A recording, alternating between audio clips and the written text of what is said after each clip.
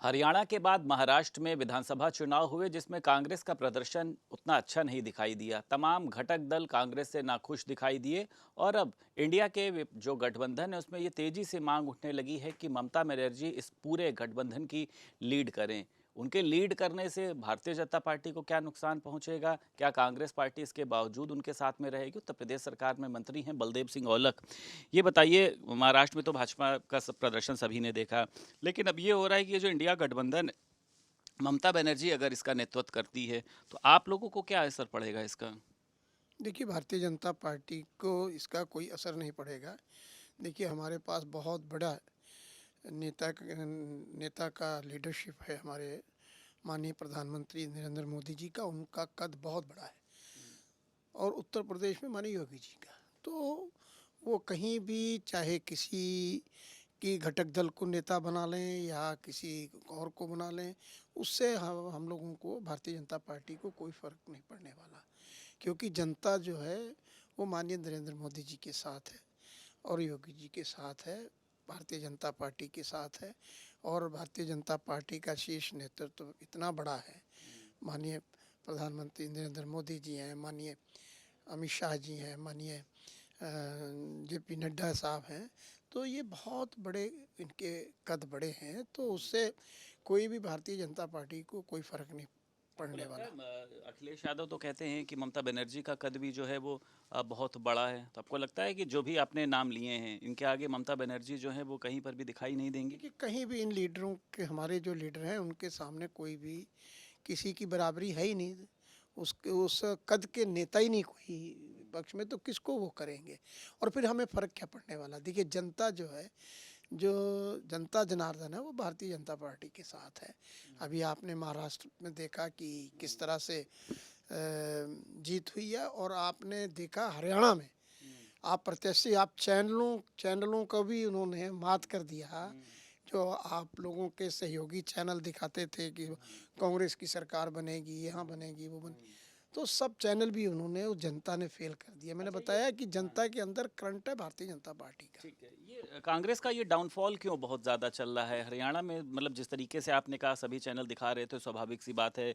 तो ये डाउनफॉल आखिर गर्त में कांग्रेस के जाने के पीछे की वजह आप क्या देखते हैं? तो लंबे समय से आप जुड़े भी हुए हैं। देखिए, मैं तो ये समझता हूँ कि इनका कोई विज़न नहीं है, ना कोई निशाना है, ना कोई विज़न है, ना कोई जनता की परेशानियों को, जनता की दुख दर्द को, जनता की आवाज़ को इनके पास समझने की क्षमता नहीं है। और देखिए, भारतीय जनता पार्टी ने जो एक नीचे स्तर के, नीचे पायदान पे जो लोग हैं, उनको सीधा सीधा लाभ देने का काम किया है।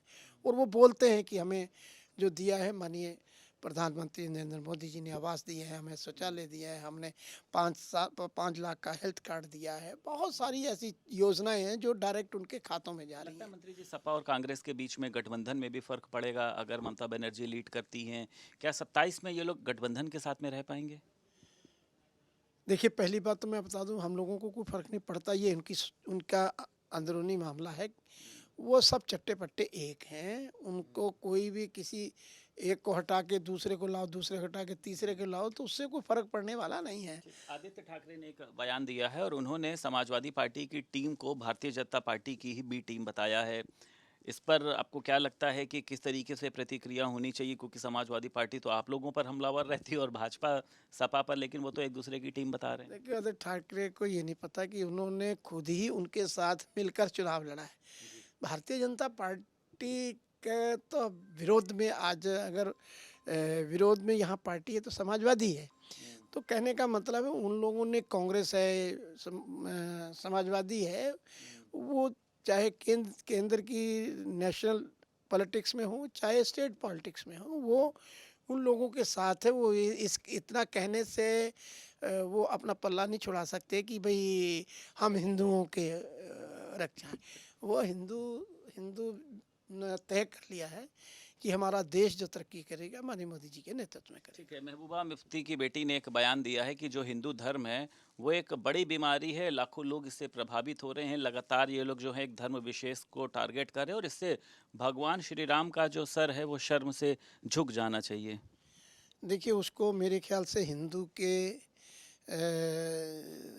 के परिभाषा पता नहीं है। जहाँ तक हिंदू सबसे पुराना जो अगर धर्म है तो वो हिंदू धर्म है, सनातनी धर्म है। ये तो बाद में ये तो परिवर्तित हुए लोग हैं कि इन्होंने तो बाद में धर्म परिवर्तन किया है या किसी समय जाति से किया है, कोई अपनी उससे किया है। मगर सबसे पुराना और सबसे जो धर्म है वो सनातनी हिंदू धर्म है और ये हिंदू की ही संतान है।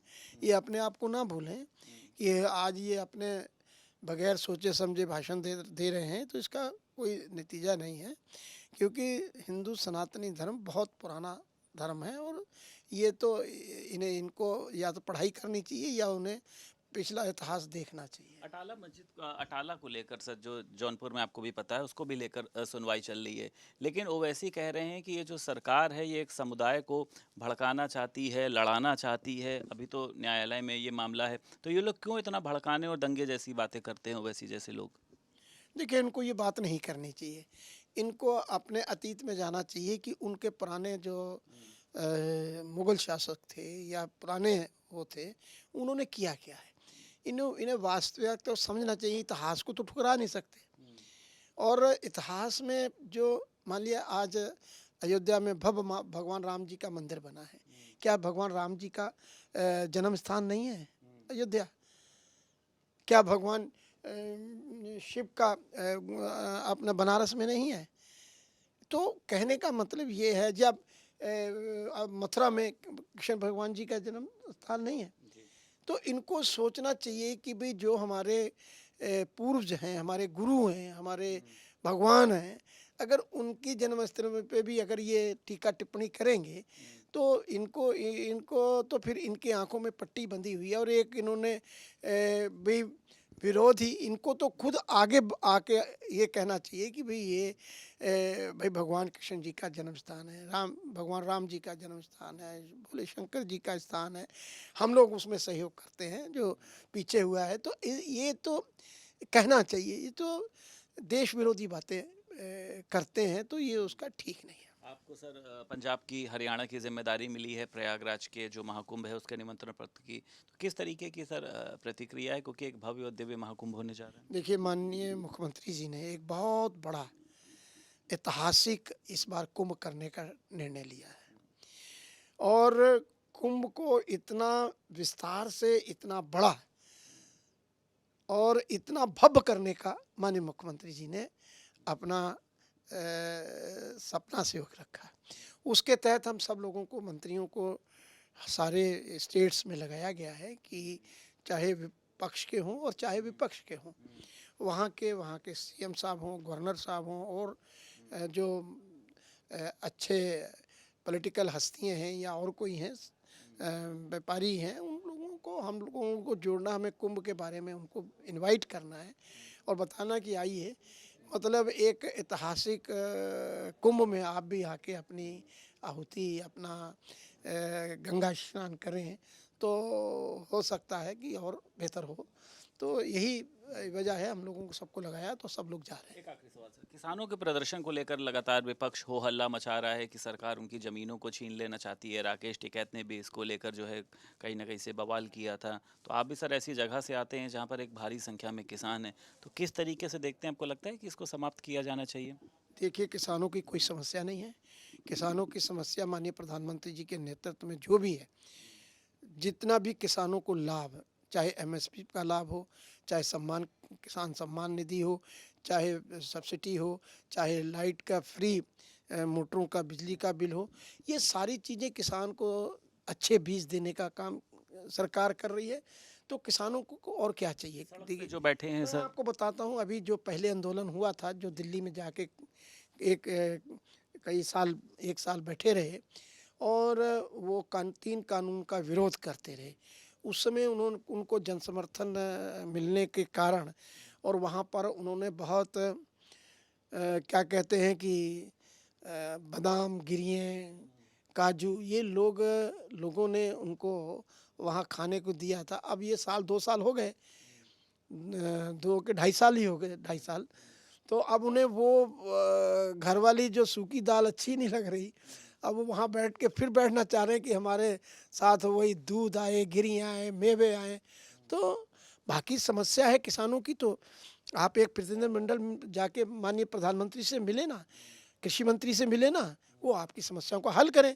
आप एक वो तो दे दीजिए कि हमारा भाई ये मांग है, और जो मांग जायज़ होगी उसको माननीय प्रधानमंत्री सड़क पर जो बैठे किसान हैं वो सिर्फ आपको लगता है उससे राजनीति उससे कर रहे हैं और उस सिर्फ वो ये सब सिर्फ सुविधाओं लेने के? वो सिर्फ विपक्ष के लोगों के पास दम नहीं है, उनको एक मोहरा बना के करने का काम है।